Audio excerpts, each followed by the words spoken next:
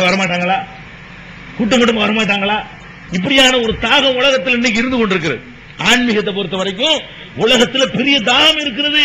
எப்படியாவது நம்ம பக்குவப்படணும், நம்ம ஒரு நல்ல வழியை கண்டுபிடிக்கணும். அதனாலதான் சாமியார்களுக்கு பின்னாடி எல்லாம் போய்கிட்டு இருக்காங்க. புது புது சாமியார்கள் உண்டானாலும் போய்கிட்டு இருக்காங்க. எதுக்கு போறாங்க? புதுசா இன்னைக்கு நான் ஒரு சாமியார வர்றேன்னு வைக்கிற வேலையை மாத்திக்கிட்டு ஒரு 500 பேராச்சும் எனக்கு பின்னாடி போற தயார். எதனால அப்படி வர்றாங்க?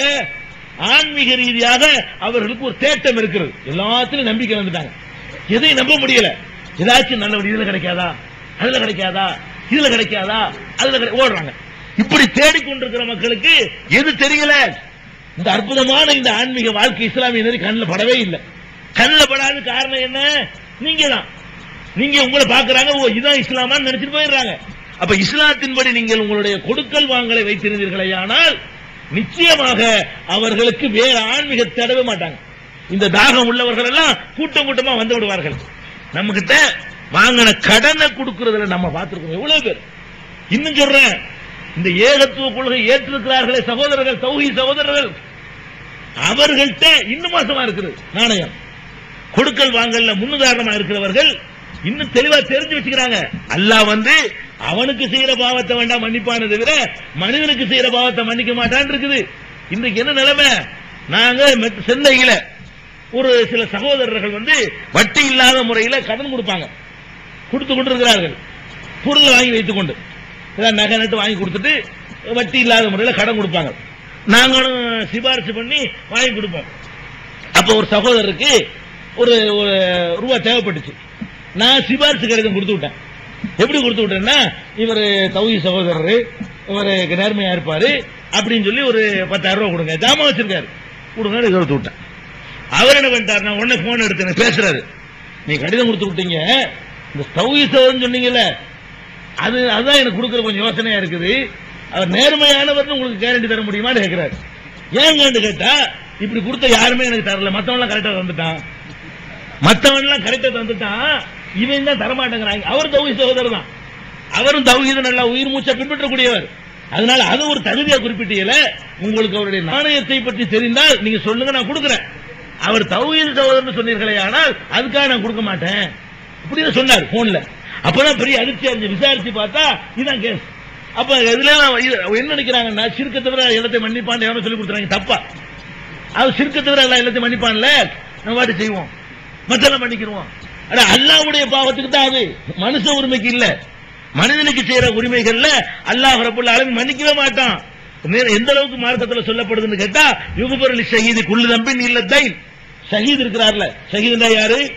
அல்லாஹ்வுக்காக வேண்டி, மார்க்கத்துக்காக வேண்டி, சத்தியத்திற்காக வேண்டி, நீதிக்காக வேண்டி, நேர்மைக்காக வேண்டி போராடி உயிர் நீத்தவர். உண்மைக்காக நேர்மைக்காக உயிரை தியாகம் செய்தார இவருக்கு ஷஹீத் என்று மார்க்கத்தில் பட்டம் பேரு. இந்த ஷஹீதுகளுக்கு உலக மறுமையில் கிடைக்கிற அந்தஸ்து இருக்கு பாருங்க, அது பயங்கரமான அந்தஸ்து. நபிமார்களுக்கு அடுத்து அவங்க தான் இருப்பாங்க, அவ்வளவு பெரிய அந்தஸ்து. அவங்களுக்கு கபூர்ல கூட வேதனை கிடையாது, நேர கீழத்துகளில் ஜன்னா, உடனே சொர்க்கத்துக்கு போங்கள் என்று சொல்லப்பட்டோம். கொல்லப்பட்டா உடனே சொர்க்கம் தான். அப்படியான ஒரு அந்தஸ்து. பெருமானார் ஸல்லல்லாஹு அலைஹி வஸல்லம் சொல்றாங்க, அல்லாஹ் சொன்னா பத்ர் போர்க்களத்தில் ஈடுபட்டவங்களை பார்த்து யமலும் ஆசியத்தும், நீங்கள் விரும்பியதெல்லாம் செய்து கொள்ளுங்கள், நான் மன்னித்து விட்டேன்னு சொல்ற அளவுக்கு அந்த மாதிரியான ஒரு இந்த ஷஹீது கிடைக்கக்கூடிய தரஜா பெரிய தரஜா. ரசூல் ஸல்லல்லாஹு சொல்றாங்க, இந்த ஷஹீத் இருக்கிறாரே இவருக்கு கடனை தவிர மற்ற பாவங்கள்லாம் மன்னிக்கப்படுங்கிறாங்க. கடன் ஒரு பாவம்னு சொல்றாங்க ரசூல் ஸல்லல்லாஹு அலைஹி வஸல்லம். நமக்கு கடன்கிறதே எதுக்கு தெரியுமா? கொடுக்க கூடாதுன்னு நினைச்சுக்கிட்டு தான் கடன் வாங்குறோம். நம்ம வாங்குறத எப்படி கடன் வாங்குறோம்? கடன் வாங்கினா திருப்பி கொடுக்கணும், திருப்பி கொடுப்பதற்கு முயற்சி பண்ணணும். எப்படி பண்ணணும்? 10,000 ரூபாய் கடன் வாங்கிட்டோம், சரி ஒரு வருஷம் தர்றேன், ஒரு வருஷம் தர்றேன்னு சொல்லிட்டு 364 நாள் வரைக்கும் ஒரு முயற்சி பண்ண மாட்டாங்க. 65ஆவது நாள்ல போய் இன்னொரு வருஷம் தாங்க டைம், இப்படி சொல்லக்கூடியவர்கள் நம்ம பார்த்து கொண்டிருக்கிறோம். ஏன்பா நீ ஒரு வருஷம் சொல்லி வாங்கின, டெய்லி 10 ரூபாய்க்கா ஒதுக்க கூடாதா? டெய்லி 5 ரூபாய் எடுத்து ஒதுக்க கூடாதா? கொஞ்சம் கொஞ்சமா கொண்டு போய் ஒரு 1000 கொடுத்து அந்த டயத்துக்குள்ள கழிக்க கூடாதா? இதுக்கான முயற்சி நீங்க என்னைக்கா செஞ்சிருக்கீங்களா? அப்ப அல்லாஹ் ரப்பல் ஆலமீன் அப்பதான் உங்களுக்கு உதவி செய்வான். கொடுக்கணும் நீங்க நியத்து வைத்து முயற்சி பண்ணும் பொழுதுதான் அதை உங்க கையில் அல்லாஹ் தருவான். வாங்கின கடனோட மூத்தா போனீங்கன்னு வைங்க, அது காபிருடைய கடனா இருந்தாலும் சரி, முஸ்லிம் அல்லாதவர்கள்ட்ட வாங்கின கடனா இருந்தாலும் சரி, அங்க வந்து நிறுத்தப்படுவீங்க மறுமையில. அல்லாஹ் கேட்பான், ஏப்பா கடன் வாங்கினீங்கல்ல? ஆமா. கேஸ் கொண்டு வந்திருக்கிறாங்க, கடன் கொடுத்த வந்துருவான்ல, யா அல்லாஹ் இவன் எனக்கு 1 லட்சம் வாங்கிட்டு ஏமாத்திட்டான் தரல, இவன் 50,000 ரூபாய் வாங்கிட்டு தரல. அப்ப அல்லாஹ் வந்து நீதி வழங்கி ஆகணும். அந்த கோர்ட்ல வந்து ஜட்ஜ்மெண்ட் கரெக்டா நேர்மையான தீர்ப்பு வழங்கி ஆகணும். அல்லாஹ் என்ன செய்வான்? வாங்கினியா? ஆமா. கொடுக்கல? ஆமா. அல்லாஹ் என்ன செய்வான்? இவன்கிட்ட உள்ள நன்மைகள் எல்லாம் புடுங்கி, இங்க காசு பணம்லாம் செல்லாதுப்பா, இந்த 1 லட்சம் ரூபாய் அவனுக்கு இப்ப இங்க கொடுக்க இயலாது, அதனால நன்மையை தான் கொடுக்க இயலும். இந்த 2 வருஷம் தொழுகை அவனுக்கு கொடுத்துருவோம், இவனுக்கு ஒரு 3 வருஷம் நோம்பை கொடுத்துருவோம், இவனுக்கு ஒரு 2 ஹஜ்ஜி பண்ணல அந்த நன்மை அவன்கிட்ட கொடுத்துருவோம். கடைசியில பார்த்தா ஒண்ணும் இல்லாம நிற்பான். தொழுது, நோம்பு வச்சது, ஜக்காத்து கொடுத்தது, ஹஜ்ஜி செஞ்சது, தான தர்மம் செஞ்சது, என்னென்னமோ செஞ்சிருப்பான் வாழ்க்கையில, எல்லாம் கடன்காரனுக்கு கொடுத்து முடிச்சுட்டு ஒரு நன்மை இல்லாதவனா நிற்பான்.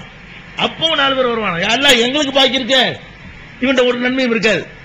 அவன் கேஸ் கொண்டு வருவான், எல்லாம் கொடுத்து முடிச்சாச்சு, ஒண்ணும் இல்ல, நன்மை இல்லையா, சரி பரவாயில்ல, அவன் பாவத்துக்கு நீ சுமந்து கேட்ப, அவன் வந்து தண்ணி அடிச்சான்ல அந்த பாவத்தை நீ சுமந்து கேட்ப, இவன் திருடினான்ல இந்த பாவத்தை நீ சுமந்துக்க, கடனுக்காக வேண்டி. அப்ப நம்ம நன்மைகளை செய்து தீமைகளை இல்லாதவர்கள் அங்க போறோம்.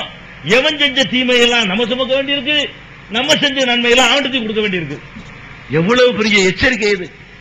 கடன் விஷயத்தில் எப்படி நடக்க வேண்டும் என்று ரசூலுல்லாஹி ஸல்லல்லாஹு அலைஹி வஸல்லம் காட்டுறாங்க. நம்ம என்னமோ நம்ம தொழுகை நம்மள கூட சேர்த்து நினைச்சிட்டு இருக்கோம், நம்முடைய நோம்பு கொண்டு எப்படி கொண்டு விட்டு நினைச்சிட்டு இருக்கோம். மனுஷனுக்கு அக்கிரமம் பண்ணிட்டு போயிருந்தீங்கன்னு சொன்னா தொழுகையோ நோம்போ ஒண்ணுக்கு உதவாது, அதுக்கு நன்மை கிடைக்கும், உங்களுக்கு கிடைக்காது, அவனுக்கு கிடைச்சிடும். தொழுதை நீங்க அதற்கான நன்மையை நீங்க வாங்கி அங்க கொடுத்துருவீங்க. இதுதான் மறுமையில் நடக்க போகுது, இந்த காய்ச்சல் நடக்க போகுது. மறுமையை பயப்படக்கூடியவன் எப்படி நடக்கணும்? இப்ப கடன்ல எப்படி இருக்கிறீங்க? இதே கோயம்புத்தூர் நாங்கள் கண்கூட பார்த்தோமே, பாதிக்கப்பட்டவர்களுக்காக வேண்டி நாங்கள் நிதி வசூல் செய்து மக்களுக்கு கொடுக்கிறோம், வசூல் பண்ணி பிச்சை எடுத்தா கொடுக்கிறோம், பலவிதமாக கஷ்டப்பட்டு பலவிதமான பணிச்சொல்லை சுமந்து கொண்டு மக்களுக்காக வேண்டி பாதிக்கப்பட்ட குடும்பங்களுக்கு கொடுக்கிறோம். நல்லா தெரியும் 40,000 ரூபாய் நஷ்டமாயிருக்கும். மனசார் 4 லட்சம் ரூபாய் உங்களுக்கு எழுத முடியல, எப்படி எழுத முடிஞ்சு? 40,000 ரூபாய் நஷ்டமான 4 லட்சம் ரூபாய் எழுதி உங்களால் பெட்டிஷன் போட முடிஞ்சா இல்லையா? எங்களுக்கு தந்தீங்களே, ஆய்வு பண்ணும்போது அப்படி இல்லையே. 10,000 ரூபாய் நஷ்டப்பட்டவர் வந்து 1.5 லட்சம் ரூபாய் நான் சரக்கு வச்சிருந்தா எரிஞ்சு போச்சுன்னு சொன்னீங்களே. அப்ப அந்த மாதிரி எல்லாம் அந்த காட்சிகளை பார்க்கும் பொழுதுதான் நம்ம இன்னும் பண்படுத்த வேண்டி இருக்குது, இன்னும் பக்குவப்பட வேண்டி இருக்கிறது. பொருளாதார விஷயத்துல, பொது காசுல, பொது பணத்துல எவ்வளவு பேணுதலாக இருக்கணும், நல்லா விடுவானா? அதுல போய் இவ்வளவு கவனம் குறைவா இருக்கிறார்களே என்று நாங்கள் வருத்தப்படுற அளவுக்கு அந்த நிலைமை இருந்தது. அப்ப எதுக்கு சொல்ல வர்றேன் கேட்டா, முதல்ல உங்களுடைய கொடுக்கல் வாங்கல் பிற மக்களோட பழகும் பொழுது நாணயம், முஸ்லீம் தான் சுத்தம், முஸ்லீம் தான் நேர்மை, முஸ்லீம் தான் நாணயம். இப்படி உங்களுடைய சின்ன வியாபாரத்திலிருந்து பெரிய வியாபாரம் வரைக்கும் நீங்க கடைபிடிச்சு பாருங்க. அப்புறம் பாருங்க ரிசல்ட் எங்கேயோ கொண்டாந்து சேர்த்துரும். கூட்டம் கூட்டமாக வந்து சேர்வார்கள் சொல்றாங்க.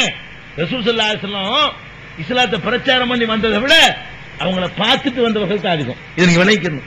உங்களுக்கு தெரியும், சுமாமா என்ற ஒரு சஹாபி, அவர் வந்து ஒரு குற்ற போர் கைதியாக பிடிக்கப்பட்டிருக்காரு. பிடித்து கொண்டு வந்து பள்ளிவாசல கட்டிவிட்டாங்க. பள்ளிவாசல் தான் ரசூலுல்லாஹ் காலத்துல எல்லாமே. பள்ளிவாசல் தான் கோர்ட்டு, பள்ளிவாசல் தான் ஜெயிலு, பள்ளிவாசல் தான் வந்து பயிற்சி எடுக்கிற ராணுவ கேந்திரம், பள்ளிவாசல் தான் தலைமை செயலகம், பள்ளிவாசல் தான் வழிபாட்டு தலமும், அதுதான் எல்லாமாகவும் இருந்தது. அந்த பள்ளிவாசல கொண்டு வந்து கட்டிவிட்டாங்க. அதுக்குன்னு ஒரு இடத்துல கட்டிட்டாங்க. கட்டி ஒரு 24 மணி நேரம் தான் செல்லுது. 24 மணி நேரத்துக்கு பிறகு ரசூல் ஸல்லல்லாஹு அலைஹி வஸல்லம் அவர் அவுத்து விடுங்கிறாங்க.